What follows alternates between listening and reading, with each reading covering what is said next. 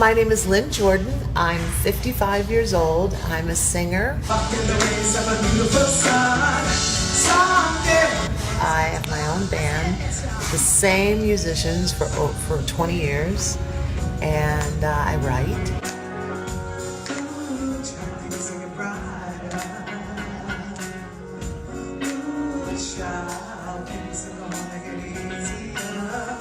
This song ain't got no more lyrics in there. I swear to God.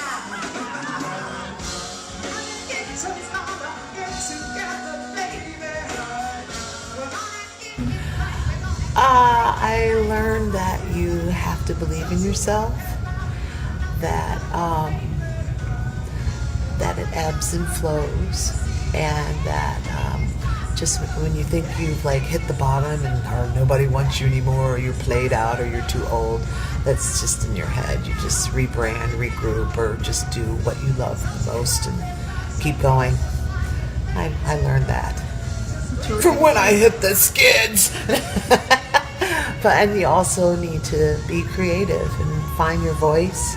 And I know that sounds cliched and mushy, but it's true. You have to find your voice and do what is true to you.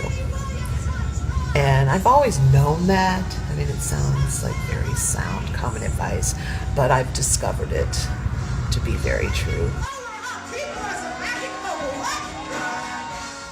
Oh, my favorite gig. Oh, God. My favorite gig was in Kiev, in Ukraine, and the audience was 250,000 people, 250,000. No lie, I have video and photographs of this. And it was, we were there as a blues band, and we pull up and all the bands before us were total metal bands.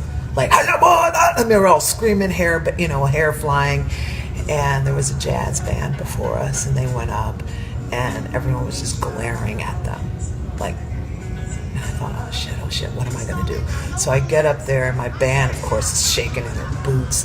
And so I called a blues tune, and there was no reaction. And there were these gigantic jumbotrons, so I could see, and the guy was panning the audience, so I could see them, and they were all just standing there looking at me. So I just started calling tunes, and if I got no reaction, I cut it. And eventually, nothing worked. Nothing moved them. And so it's kind of like a FU. I called I Will Survive, just to be funny, because I had it.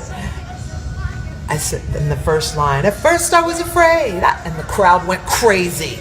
All these